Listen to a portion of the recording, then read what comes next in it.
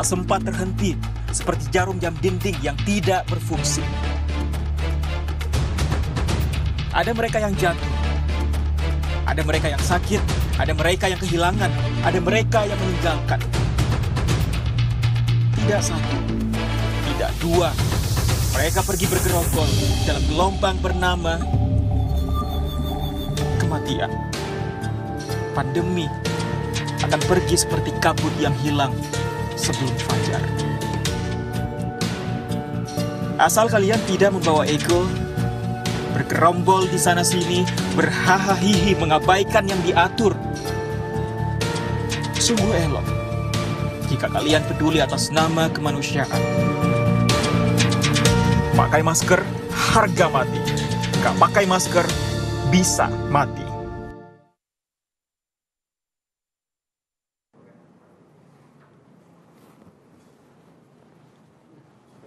Assalamualaikum warahmatullahi wabarakatuh. Selamat sore. Hari ini saya akan menyampaikan perkembangan penanganan COVID-19 di Indonesia. Pemerintah melalui Menteri Dalam Negeri telah mengeluarkan instruksi Mendagri nomor 19 dan 20 tahun 2021. Melalui Inmendagri nomor 19 tahun 2021, pemerintah menegaskan bahwa tempat ibadah tidak mengadakan kegiatan ibadah secara berjamaah. Bagi masyarakat yang ingin beribadah, maka kegiatan ibadah dilakukan di rumah. Inmendagri ini juga meniadakan pelaksanaan resepsi pernikahan. Selanjutnya, melalui Inmendagri nomor 20 tahun 2021, pemerintah melakukan perluasan penerapan PPKM darurat ke 8 provinsi di luar Pulau Jawa Bali, yaitu Sumatera Utara, kemudian Sumatera Barat, Kepulauan Riau, Lampung, Kalimantan Barat, Kalimantan Timur, Nusa Tenggara Barat, dan Papua Barat. Sementara itu, PPKM di 18 provinsi di luar Jawa Bali diperketat untuk menekan angka kasus positif COVID-19. Untuk memastikan pemberlakuan instruksi Mendagri nomor 19 dan 20 tahun 2021 berjalan dengan efektif dan tepat sasaran, maka diminta kepada kepala daerah untuk segera menindaklanjutinya dengan jajaran Forkompinda dan pihak-pihak terkait lainnya. Selain itu, Menteri Perhubungan mengeluarkan surat edaran nomor 50 tahun 2021 yang mengatur perjalanan kereta api komuter dan dalam satu wilayah aglomerasi hanya melayani pekerja sektor kritikal dan esensial yang dibuktikan dengan surat tanda registrasi pekerja atau STRP atau surat keterangan lainnya yang ditandatangani pimpinan perusahaan atau pejabat minimal eselon 2. Kepada masyarakat yang beraktivitas di dua sektor tersebut, diminta untuk dapat memenuhi persyaratan tersebut sebelum melakukan perjalanan. Pada hari ini, saya akan menyampaikan terkait perkembangan COVID-19 selama 1 minggu implementasi PPKM darurat kemarin.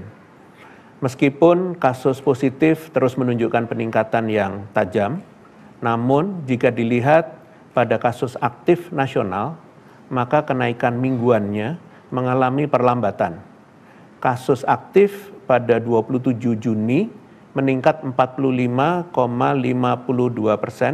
dari minggu sebelumnya, kemudian pada 4 Juli meningkat 42,15%, dan pada 11 Juli meningkat 27,36%. Peningkatan ini cenderung lebih rendah daripada minggu-minggu sebelumnya. Jika dilihat pada 34 provinsi, ternyata sebanyak 16 provinsi mengalami perlambatan kenaikan kasus aktif. Namun, dari 7 provinsi di Pulau Jawa Bali, tidak seluruhnya menunjukkan perlambatan kenaikan. DKI Jakarta, Jawa Barat, Daerah Istimewa Yogyakarta, Jawa Timur, dan Banten mengalami perlambatan kenaikan dengan rincian sebagai berikut. DKI minggu sebelumnya naik 50%, minggu ini naik 1,55%. Jawa Barat, minggu sebelumnya naik 50%, minggu ini naik 36%. Daerah Istimewa Yogyakarta, minggu sebelumnya naik 49%, minggu ini naik 39%. Sedangkan Jawa Timur, minggu sebelumnya naik 51%, minggu ini naik 50%. Dan Banten, minggu sebelumnya naik 56%, minggu ini naik 30%.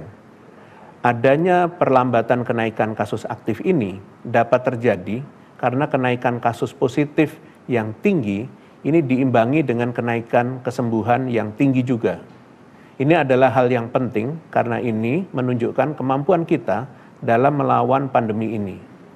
Menyambung hal tersebut, jika dilihat pada gap antara kenaikan kasus positif dan kesembuhan, menunjukkan bahwa semenjak lonjakan kasus pada beberapa minggu terakhir, penambahan kasus positif jauh lebih tinggi daripada penambahan kesembuhan setiap harinya. Namun, perkembangan pada beberapa hari terakhir menunjukkan gap yang semakin kecil antara penambahan kasus positif dengan penambahan kesembuhan. Hal ini sejalan dengan apa yang saya sampaikan pada minggu lalu, bahwa tingginya kasus aktif dapat menjadi peluang untuk terus meningkatkan angka kesembuhan. Total kesembuhan mingguan nasional di minggu ini setengahnya dikontribusikan dari DKI Jakarta. Saya apresiasi seluruh pemerintah daerah yang bergerak cepat menangani pasien dengan sungguh-sungguh sehingga kesembuhan dapat ditingkatkan. Dengan kondisi saat ini di mana rumah sakit dan bahkan puskesmas sudah sangat kewalahan menangani pasien COVID-19 yang sangat banyak, bukan tidak mungkin masyarakat yang terkena COVID-19 dapat terlambat ditangani karena harus menunggu antrian yang panjang. Kepada pemerintah daerah, penting untuk memantau kapasitas rumah sakit dan puskesmas di wilayahnya masing-masing. Pastikan apabila seluruh fasilitas pelayanan kesehatan sudah penuh, agar segera mengkonversi tempat tidur non-COVID menjadi untuk COVID. Jika sudah tidak bisa lagi dikonversi, maka perlu untuk segera membangun atau membuka tempat isolasi terpusat atau fasilitas penanganan darurat dengan mempertimbangkan jumlah kasus di wilayah masing-masing. Kesiapsiagaan dan antisipasi dari pemerintah daerah menjadi kunci penanganan COVID-19 yang cepat dan tepat sehingga kematian dapat dihindari sedini mungkin. Selain itu, penting bagi seluruh masyarakat agar mengetahui bahwa tidak semua kasus COVID-19 membutuhkan perawatan di rumah sakit. Jika mengalami gejala COVID-19, segera minta bantuan tetangga atau RT RW setempat untuk melaporkan ke puskesmas agar dapat segera dilakukan testing dan tracing. Sedia termometer atau oximeter agar suhu tubuh dan saturasi oksigen dapat terus dipantau. Apabila mengalami perburukan, segera laporkan agar dapat dirujuk ke tempat isolasi terpusat atau ke rumah sakit. Besarnya peran RT atau RW sebagai lapisan pertama pertolongan pada kasus positif di wilayahnya menunjukkan betapa pentingnya posko terbentuk di setiap desa atau kelurahan agar setiap kasus COVID-19 dapat terkoordinir dan tertolong sedini mungkin. Untuk ketua RT atau RW di seluruh wilayah Indonesia harus selalu siap sedia dan gerak cepat dalam mengkoordinir perangkat wilayah masing-masing untuk menolong pasien positif COVID-19 di wilayahnya. Jangan menganggap enteng setiap kasus yang ada, apalagi mengucilkan warga yang terkena COVID-19. Koordinasikan dengan seluruh warga lainnya untuk gotong royong membantu warganya yang sedang isolasi mandiri maupun sedang dalam keadaan darurat dan butuh segera ditangani. Kepada seluruh pemerintah daerahnya dimohon untuk memastikan anggaran posko di wilayahnya masing-masing tersedia dan dapat digunakan untuk menjalankan 4 fungsi posko. Kabar baiknya adalah dalam 1 minggu pelaksanaan PPKM darurat, terjadi kenaikan pesat dari laporan kinerja posko desa atau kelurahan. Kenaikan paling tinggi terjadi pada laporan kegiatan pengawasan keluar masuk wilayah, naik sebesar hampir 200%, kemudian pembatasan jam malam naik 157,5%, 13%, serta menutup rumah ibadah pada zona oranye dan merah naik 116,4%. Kenaikan laporan kinerja posko ini harus terus dipertahankan, mengingat tindakan-tindakan ini adalah langkah pencegahan yang harus dimaksimalkan agar penularan COVID tidak semakin meningkat di tengah masyarakat. Pelaporan kinerja posko paling banyak berasal dari kelurahan di Provinsi DKI Jakarta, Daerah Istimewa Yogyakarta, dan Bali, dengan lebih dari 50% poskonya melaporkan kinerjanya. Namun, masih ada 20 provinsi yang pelaporan kinerjanya bahkan tidak mencapai 10% dari total kelurahannya, yaitu Sulawesi Selatan, Sulawesi Barat, Kepulauan Bangka Belitung, Sumatera Selatan, Sulawesi Tenggara, Lampung, Papua Barat, NTB, Sumatera Utara, Bengkulu, Kalimantan Tengah, Riau, Jambi, NTT, Maluku, Kalimantan Utara, Kalimantan Barat, Papua, Maluku Utara, dan Sulawesi Tengah. Untuk itu, saya minta kepada seluruh gubernur dari provinsi tersebut untuk benar-benar segera melakukan perbaikan tegas di wilayahnya masing-masing. Minggu lalu sudah saya sampaikan untuk segera membentuk posko, yang mana di minggu ini belum ada tanda-tanda penambahan posko terbentuk.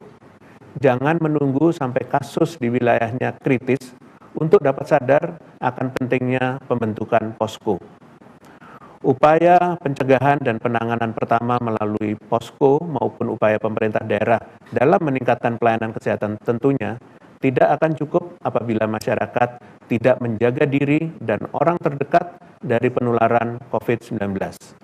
Sayangnya, pada minggu ini terjadi kenaikan jumlah kelurahan yang kepatuhan memakai masker warganya kurang dari 60%, di mana minggu sebelumnya sebanyak 2.654 kelurahan atau desa bertambah di minggu ini menjadi 3.455 kelurahan desa.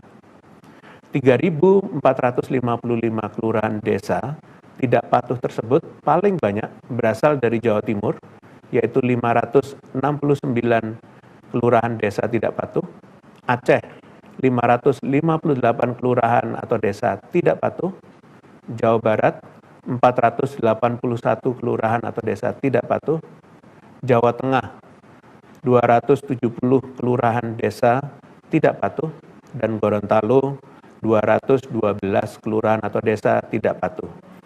Ini menunjukkan bahwa semakin bertambahnya kelurahan desa yang warganya abai dalam menjalankan protokol kesehatan.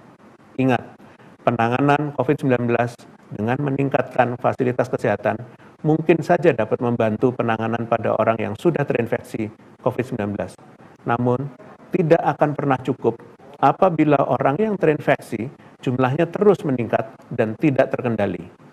Upaya jangka panjang, murah, dan paling cepat adalah dengan terus meningkatkan kedisiplinan dalam menjaga jarak, memakai masker, dan menjaga kebersihan diri. Kapan pandemi ini berakhir ditentukan dengan seserius apa kita berkomitmen untuk disiplin protokol kesehatan, serta ketegasan pemerintah pusat maupun daerah dalam menindak tegas pelanggarannya oleh individu, kelompok masyarakat, atau institusi. Melindungi diri dan orang-orang terdekat sebenarnya sangat mudah dilakukan, yaitu dengan menolak kunjungan atau ajakan berkumpul yang berpotensi meningkatkan penularan, memanfaatkan sebaik mungkin apabila memiliki kesempatan untuk work from home, dan sebisa mungkin tidak keluar rumah untuk keperluan yang tidak mendesak. Bagi yang terpaksa harus keluar rumah untuk bekerja, mohon untuk menggunakan masker dengan baik dan benar, dan selalu mencuci tangan atau minimal membawa hand sanitizer. Jangan membuka masker di tempat keramaian, apalagi pada saat berbicara dengan orang lain. Saya turut mendoakan semoga kita semua terpaksa tetap harus keluar rumah untuk bekerja agar selalu dilindungi oleh Tuhan Yang Maha Esa dan diberikan kesehatan agar terhindar dari COVID-19. Selanjutnya, saya perlu memberitahu bahwa pada saat ini Menurut WHO, hampir lebih dari 24 negara di dunia sedang mengalami kenaikan kasus COVID-19 yang sangat tajam. Untuk itu, Indonesia sebagai salah satu di antaranya saat ini mencoba mengoptimalkan berbagai intervensi secara bersamaan untuk meminimalisir penularan, baik dengan memperhatikan kemunculan varian baru, pengendalian mobilitas dan aktivitas sosial masyarakat, pengendalian COVID-19 yang berlapis, dan percepatan vaksinasi di seluruh penjuru negeri. Pada kesempatan ini, saya hendak menjelaskan beberapa update temuan ilmiah dan kebijakan terkait vaksinasi. Kita semua mengetahui bahwa pada umumnya vaksin COVID-19 dapat menghasilkan kekebalan. Berdasarkan beberapa hasil penelitian, kekebalan yang ditimbulkan setelah vaksin dosis kedua dapat bertahan pada tubuh manusia dalam kurun waktu beberapa bulan, bahkan tahunan. Perlu ditekankan bahwa berdasarkan jumlah dan jangka waktu bertahannya kekebalan pada setiap manusia dapat berbeda-beda, tergantung kondisi tubuh masing-masing, yang mekanisme tepatnya masih diteliti hingga saat ini. Sebagaimana yang kita ketahui bersama bahwa adanya berbagai macam varian di lingkungan seperti alfa, beta, gamma, dan delta yang dikenal sebagai varian of concern adalah varian yang dapat menyebar dengan lebih cepat, meningkatkan peluang keparahan gejala, dan atau berpeluang pula menurunkan efektivitas vaksin yang telah diberikan. Meskipun demikian, menurut temuan dari beberapa studi ilmiah dari berbagai jenis vaksin yang disarikan oleh WHO, keberadaan vaksin COVID-19 masih penting, terutama dalam meminimalisir gejala yang ditimbulkan. Sehingga pada kondisi saat ini, di mana kita sedang menghadapi second wave, maka optimalisasi intervensi, termasuk dalam hal vaksinasi, terus dijalankan. Solusi lain yang dapat dilakukan diantaranya melakukan booster vaksin dosis ketiga maupun mixing vaksin. Selain dengan percepatan vaksinasi di berbagai wilayah di Indonesia, saat ini pemerintah Indonesia berencana melakukan penyuntikan booster dosis ketiga kepada tenaga kesehatan yang dinilai memiliki risiko penularan tertinggi, baik karena intensitas maupun lokasi beraktivitas yang sangat tinggi laju penularannya, yaitu fasilitas pelayanan kesehatan. Masyarakat perlu memahami bahwa praktek mixing vaksin atau pemberian jenis vaksin COVID-19 yang berbeda sudah banyak direkomendasikan oleh peneliti dengan latar belakang keamanan dan ketersediaan vaksin yang dinamis. Praktek mixing vaksin sebelumnya pernah dilakukan untuk beberapa jenis penyakit menular sebelumnya, misalnya HIV dan Ebola.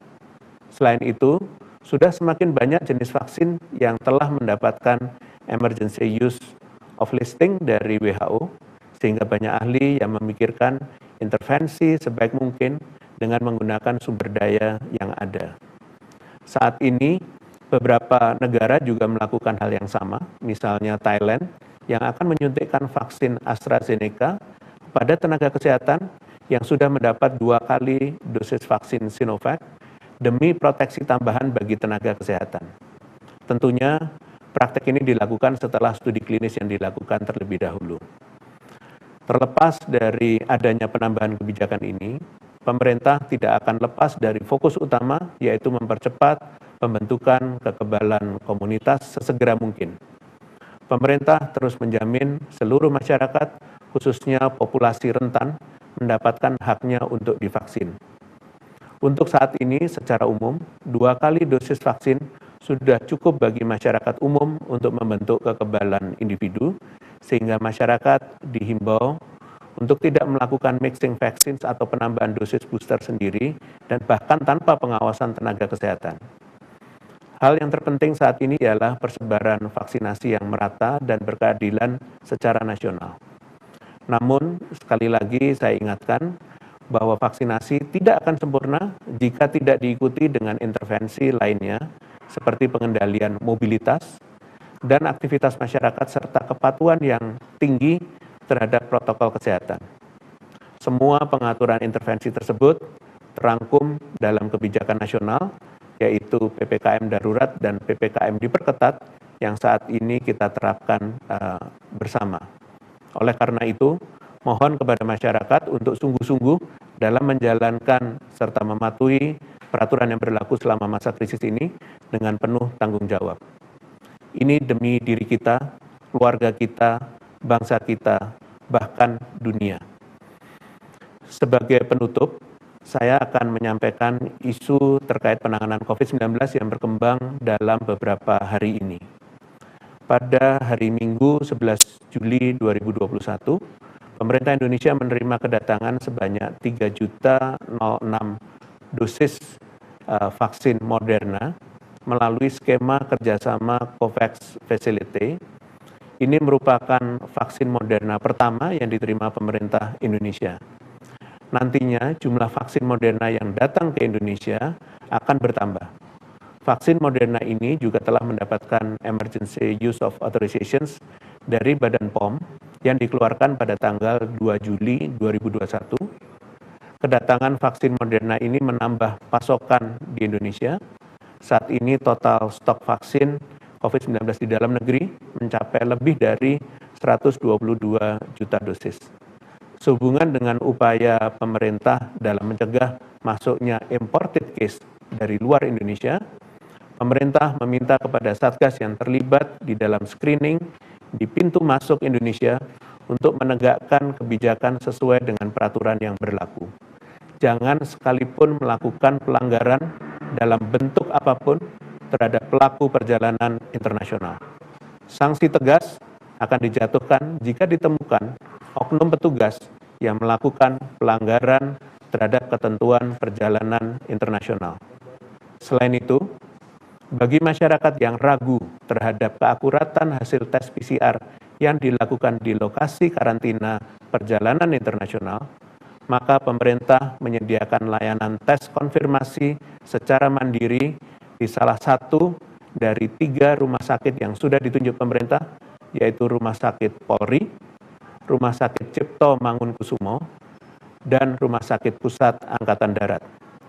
Dimohon agar fasilitas yang disediakan tersebut dapat dimanfaatkan dengan baik dan secara bertanggung jawab. Demikian konferensi pers pada hari ini. Saya lanjutkan dengan sesi tanya jawab media.